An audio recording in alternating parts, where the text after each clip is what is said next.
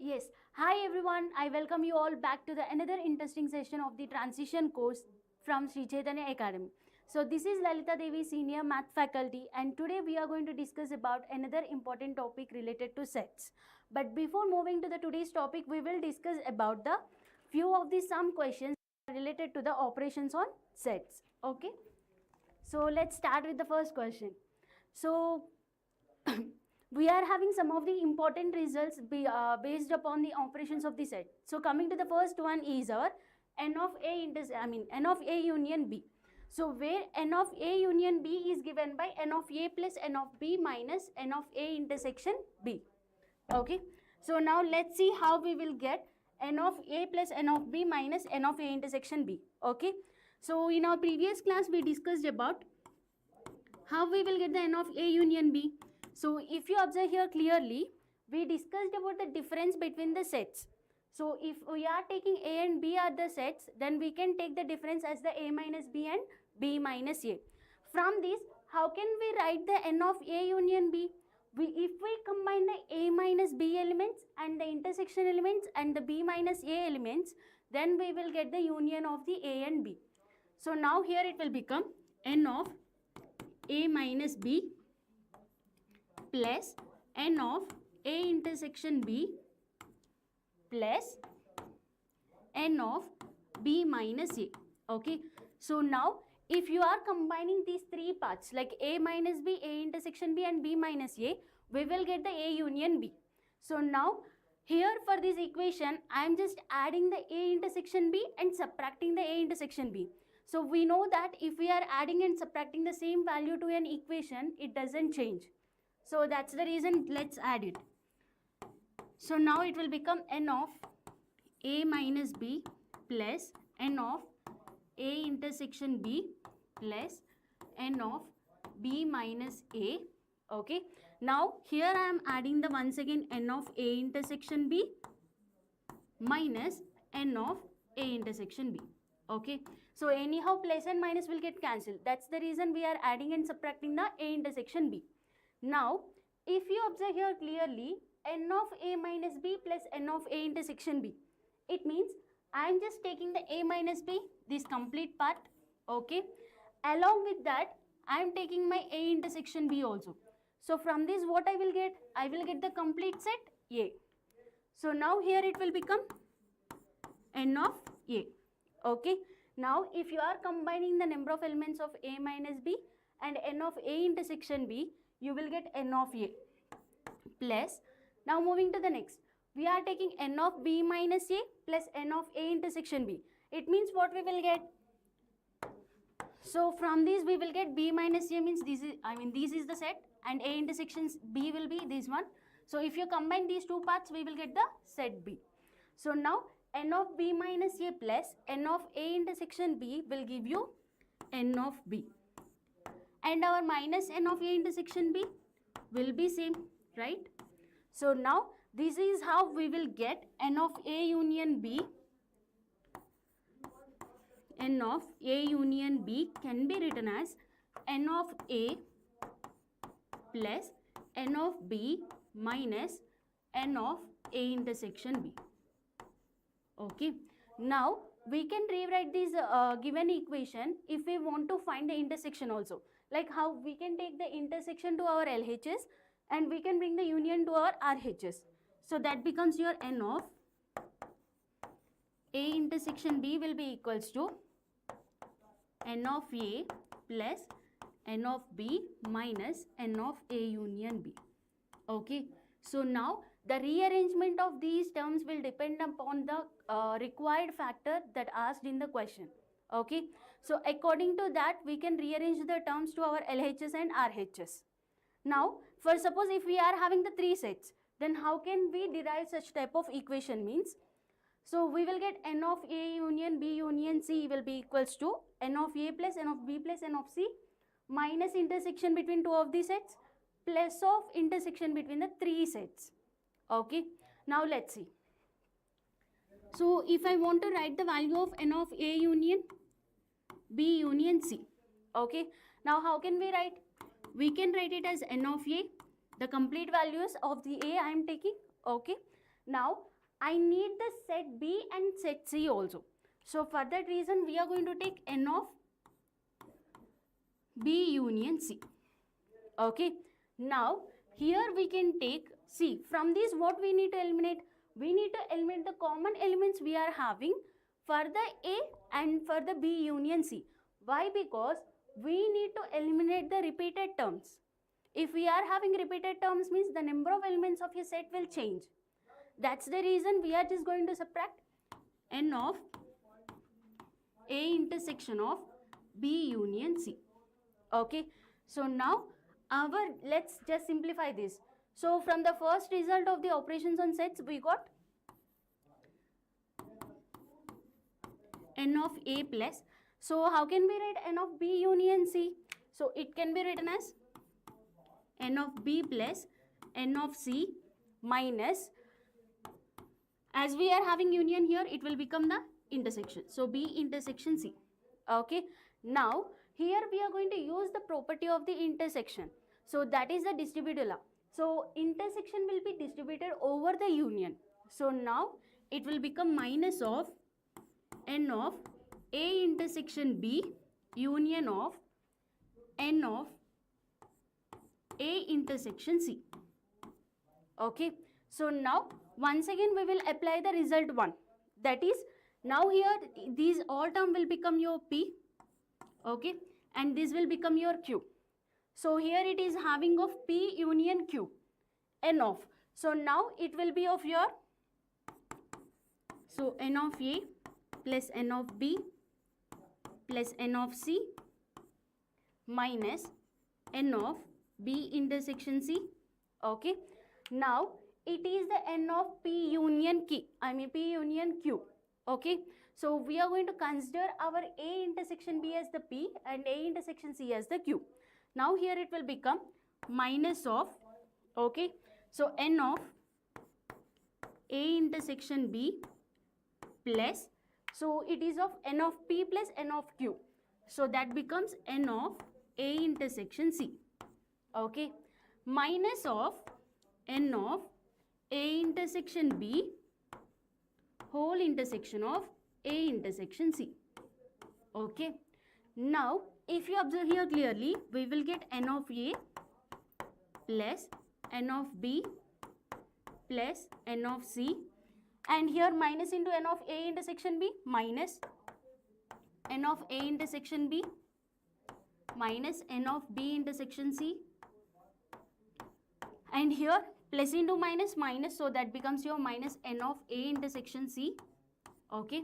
And minus into minus will become plus n of, if you observe here clearly, we are going to take the common terms of the A and B and A and C. Once again we are taking the common elements between them. So how can we write them? We can write them completely A intersection B intersection C. Okay. So from here you will get the common elements that we are having between the three of the sets. So this is how we are just going to derive, but derivations are not that important, but just remember what are the results we are getting from the operations, like using our union and the intersection. Okay. Because the first result that we told, like this is n of A union B equals to n of A plus n of B minus n of A intersection B. So these one we are going to use in the Bayes theorem that you are having in your grade 12. Okay. So now just remember, whenever we are learning sets, just write what are the key points that required for your preparation. Okay. So coming to the sets, these will be useful in your Bayes theorem. So just remember the results of the operation on sets. Okay. So both the results you have to remember with the 2 sets and with the 3 sets also. And it is very simple also. Why? Because we are just taking the cyclic order for the 3 sets. Like as you know that AB, BC, CA and plus for the combination of the 3 sets. Okay. Now let's solve a problem. If n of u equals to 50 and n of A complement equals to 10, n of B complement equals to 15 and n of A union B equals to 40, where u is the universal set, then n of A intersection B is. So now in our previous class we discussed about the complement of a set. So if we know the number of elements in a set, then how can we find the number of elements in the complement of a set? So it was simple. So if we are subtracting the number of elements of that set from the universal, you will get the complement. Okay. So universal minus set will give you the complement, and if you need to find the number of elements of the set from the universal, if you subtract the complement elements, then you will get the set. So now just write whatever the given data is. So given n of u equals to 50 and n of a complement equals to 10. So they gave the number of the complement element, number of the complement set. So how can we find the number of the elements in the set? So simply by subtracting. So n of a will be given by n of u minus n of a complement. Okay, so that becomes your 50 minus 10, which is nothing but your 40. So we got the number of elements in the set A as the 40. Okay, now let's count for the n of b. So n of b complement will be given as the 15, and from this we need to find the number of elements in the set B. So that becomes your n of b is equals to n of u minus n of b complement. So that becomes your 50 minus 15, which will become your 35. Okay, so now we got the individual values like n of a and n of b, and they gave already n of a union b, which is of 40. Okay, now they are asking us to find the a intersection b. So simply we can use the result 1 and we can find the a intersection b.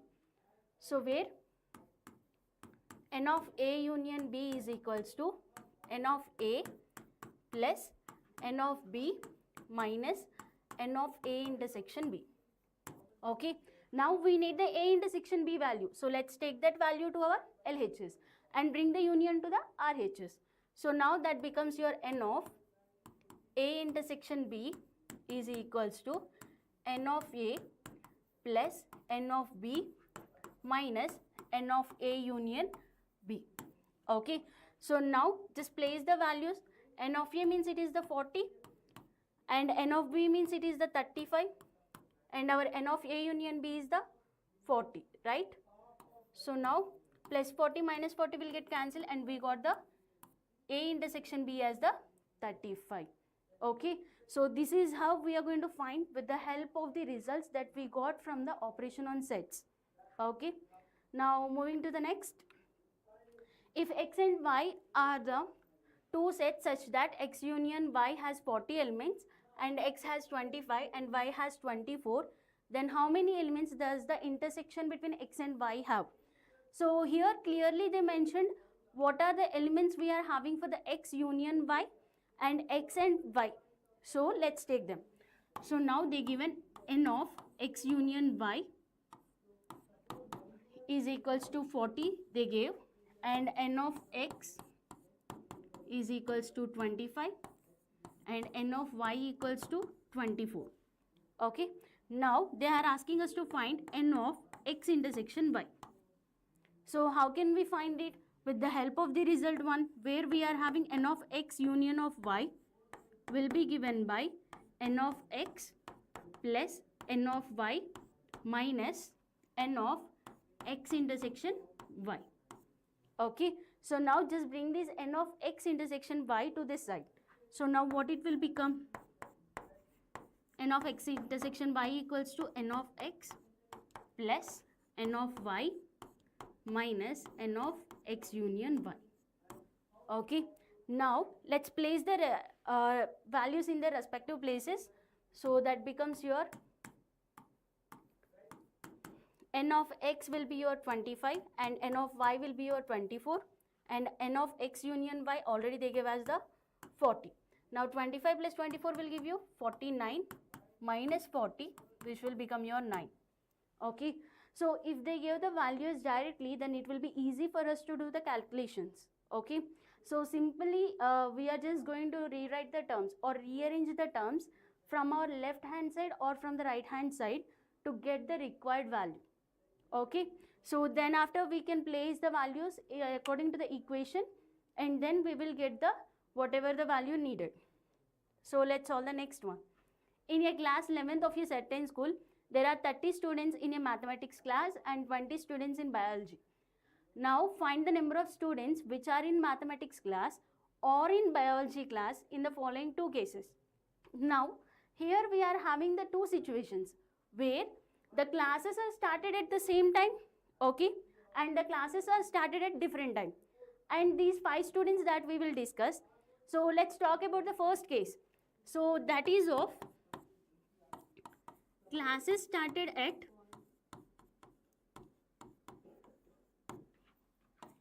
the same time, okay.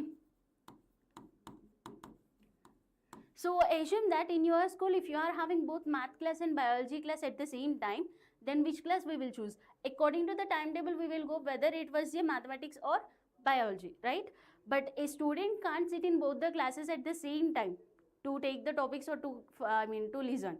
So now here, if we are having the classes started at the at the same time, then the students are not, then we are not having the students who are studying in math or biology separately. So now if you take the student, those who are studying, just consider that M represents the math class, okay, and B represents the biology. So now if you take number of students studying in the math class, they already gave it as the 30, and number of students studying in biology class already they gave us the 20 students, okay. Now in this first scenario, if the classes started at the same time, so if the classes are started at the same time means we will be not having those who are studying both the classes, right? So now coming to here, so our N of M intersection B, it means the students studying both the classes will be not having, so that becomes your 5, which is nothing but your 0, okay. The list of students studying both the classes at the same time will be not possible, because if we are having a particular student, there is a chance for the student either to go for the math class or to for the biology class only. He can't attend both the classes if they are starting at the same time, right? So that's the reason intersection value will become 0. Now they are asking to find the number of students, so that becomes N of M union B will be equals to your N of M plus N of B minus N of M intersection B, okay. So now here it will become 30 plus 20 minus 0, so which is nothing but your 50, okay. Now let's check for the second case. 2 classes are conducted at different time and 5 students study both the subject. So 5 students we are having those who are studying both the subjects. So both the subjects in the sense we are having common 5 students for both the subjects. It means we will get the intersection of mathematics and biology as the 5. So coming to the second one, classes started at different time, okay. So now if we are having the classes started at different time and they told us that 5 students study both the subjects in the sense we will get N of M intersection B will be equals to 5, okay. Already they give what is the number of students for the math and biology. So now how we are going to find the union? Simple. So N of M union B will be equals to N of M plus N of B minus N of M intersection B, okay. So now here it will become N of M will be your 30 plus 20 minus intersection we got as the 5. So that becomes your 50 minus 5, which is nothing but your 45, okay. So from these type of situations we need to find what will be the intersection value and what will be the union value. Why? Because sometimes they will combine. So if you observe the terms like combinedly and together means that comes under your union, okay, and they are doing that comes under your intersection, okay. So now let's solve the next one. In a class of 40 students, 24 likes to play guitar and 25 likes to play piano. So now if each student likes at least one of the musical instrument, then how many like to play both piano and guitar? So now if you observe here clearly, they gave the strength of the class, which is nothing but 40 students. So what is that value 40 will become? So if you observe these statement, each student likes at least one. It means those who plays the guitar and those who plays the piano will be having the at least in the sense that comes under the combined, right? So now coming to here, just consider. So let's consider we are having a set G which is representing the students playing guitar, and we are having set P which is representing the students playing piano. Okay, now coming to here, they are saying that at least one they will play. So now our N of G union P will become, okay, so now our total strength of the school, I mean total strength of the class, so which is nothing but your 40. Okay, so now from the given information, N of G will be equals to your 24 and N of P will be equals to your 25. So now they are asking then how many like to play both. Both means we are having the common students, both, I mean they can play both guitar and piano. So that means we need to find N of G intersection P.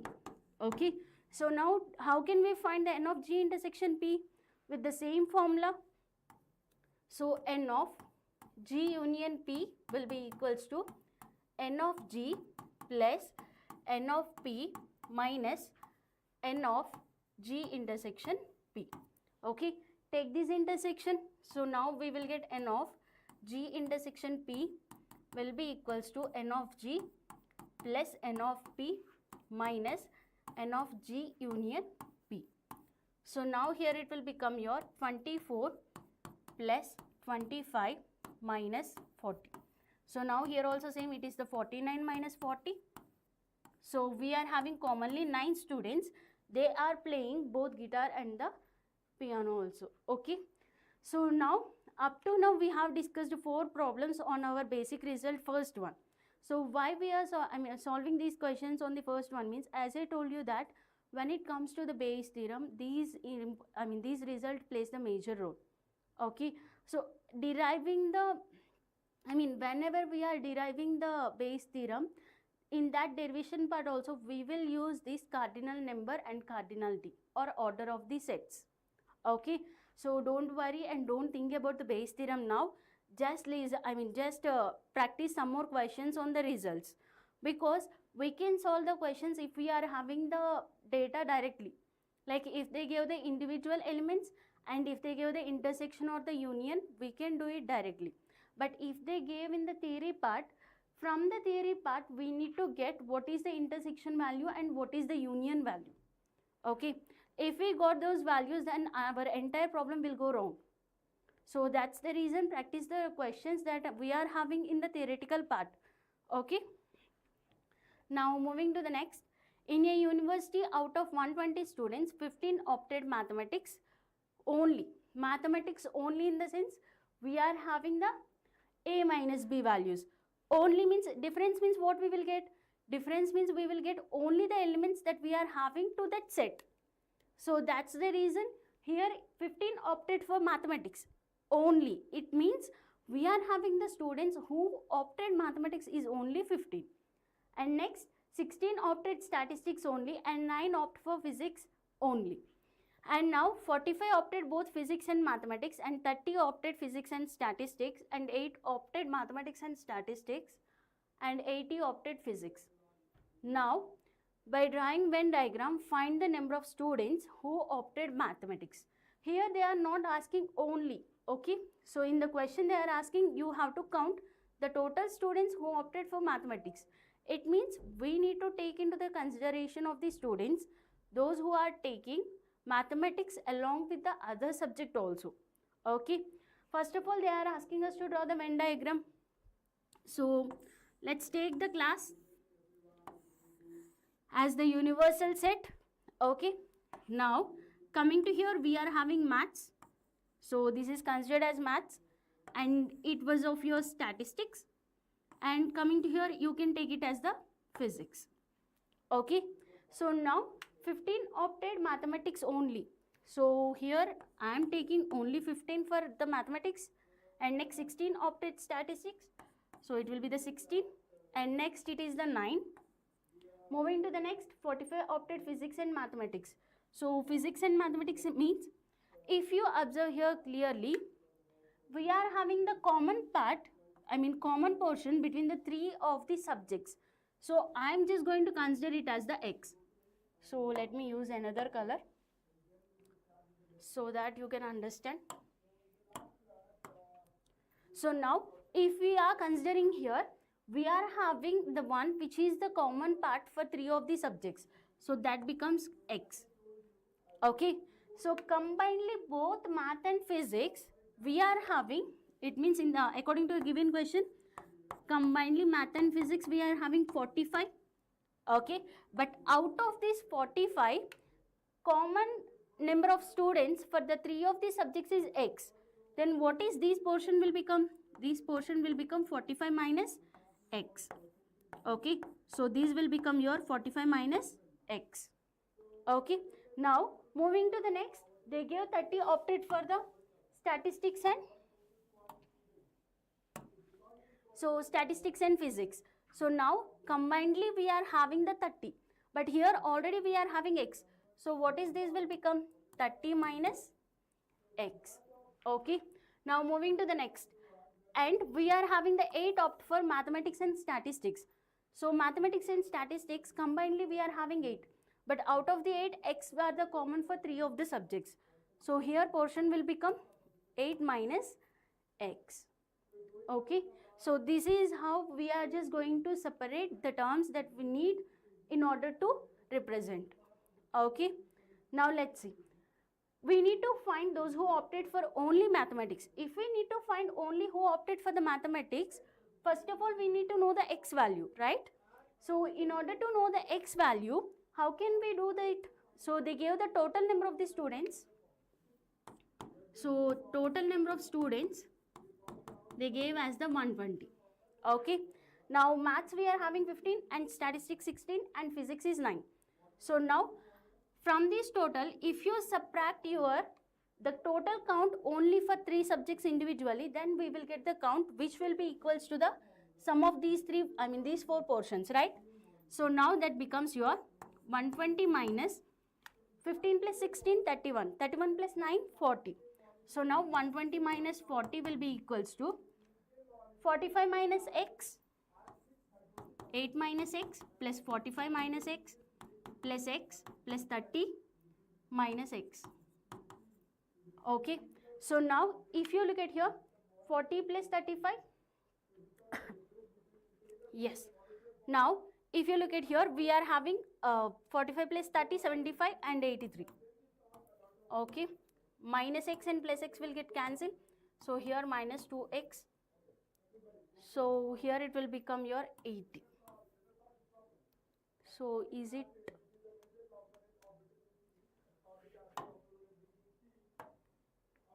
So here we did.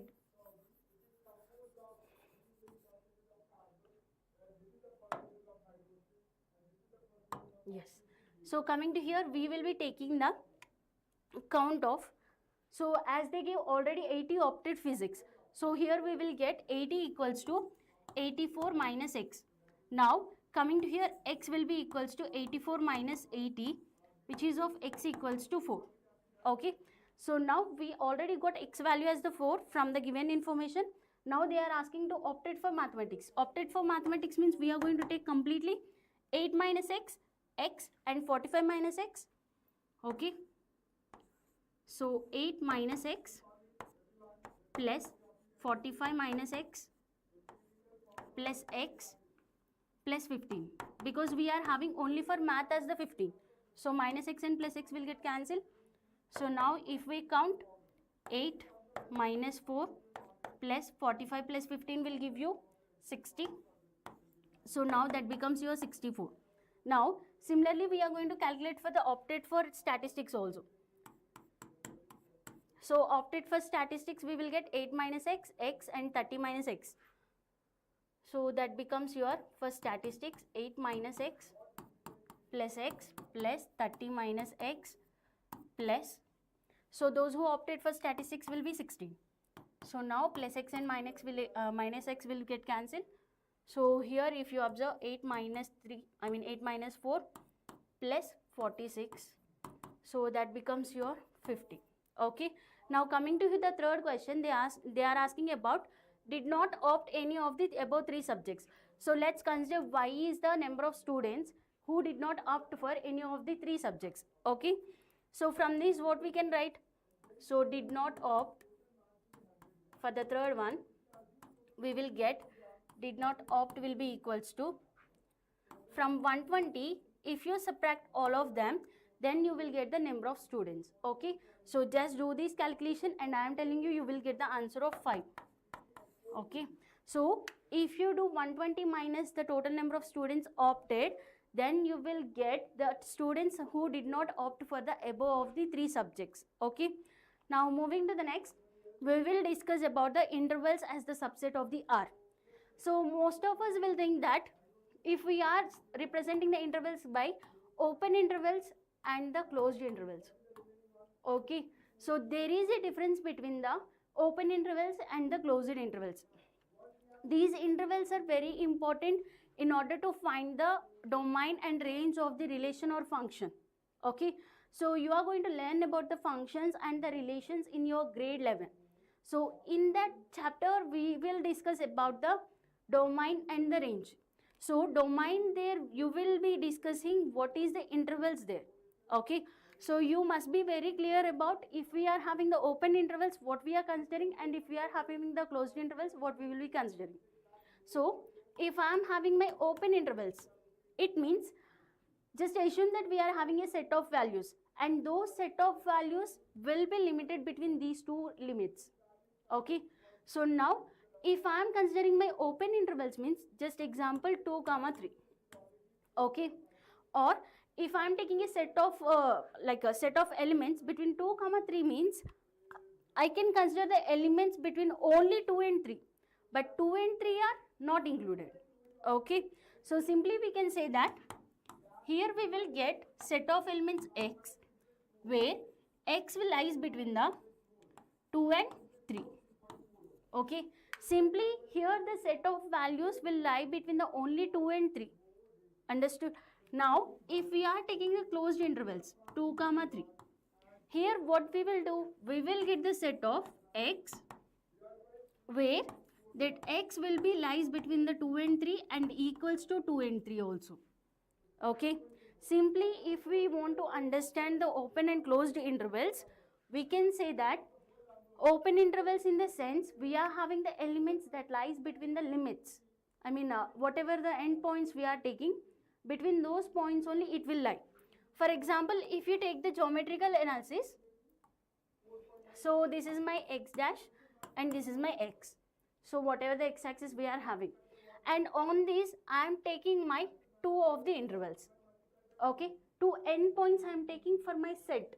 So just consider this is the 2 and this is the 3. Now if I am having my open intervals, I am not considering my value 2 and not including my value 3 also. So instead of considering, we can say that including. So the value 2 and 3 are not included in the set if we are having the open intervals. But if we are having the closed intervals, then we can include both the value 2 and 3. Okay, so like that only we are having one side closed and one side open also. Like if I am having 2 open and 3 closed, what it means, we are having here 2 is excluded. Why? Because we are having open, and here 3 is included. Okay, now coming to the next, if I am having 2, 3, it means I am having my closed brackets at 2 and open brackets at 3. It means here 2 is included and 3 is excluded. Okay, so this is how we are going to represent we are going to represent the endpoints for the given set. So we will take mostly the help of the intervals in order to represent the endpoints. So we will mostly use the open and closed, and we are having one side open and one side closed also. Okay.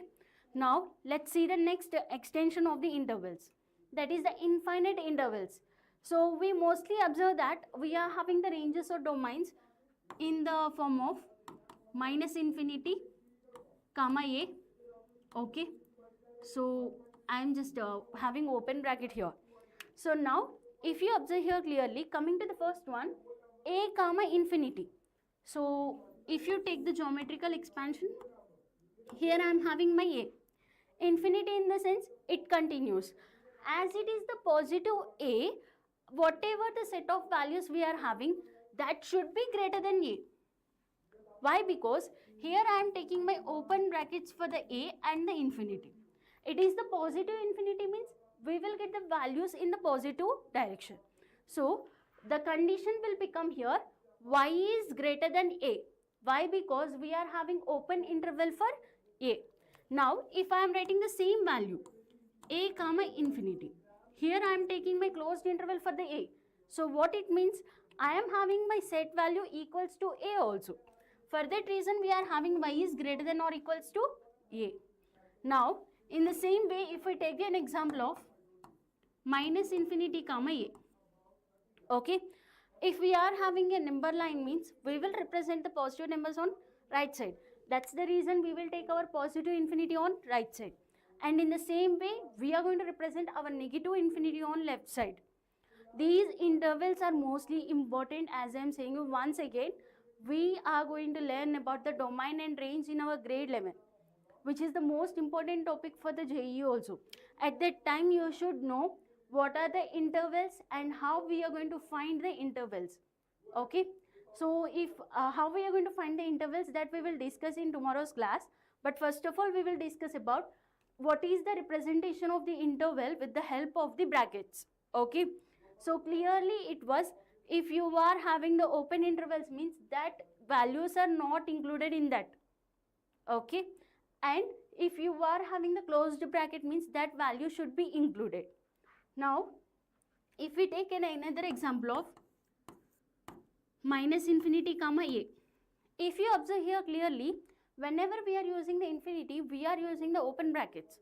Why? Because we are not having any value that should be equals to infinity. That's the reason here we are going to use the open brackets for the infinity, and whatever the value we are having, if we are having the conditions like y is less than or equals to a, it means our set is having the values that should be less than a value. Less than a means we know that we have to include the a, and it is given that equals to also. That's the reason we are using the closed bracket here. Okay, now when we are going to use the minus infinity comma plus infinity, so it is for the values where our y belongs to r. Understood? Now whatever the infinity intervals that we learned about, so all these cases we are having y belongs to r. That is nothing but your y belongs to your real numbers. Okay, understood everyone?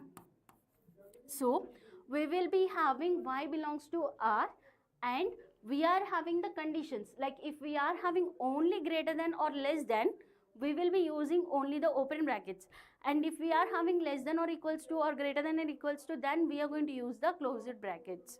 Okay, now let's solve some simple problems on the intervals. Now write the following as intervals where they gave it in the form of a set builder. So coming to the first one, we are having a set of x, and x belongs to r, and x lies between the minus 4 and 6.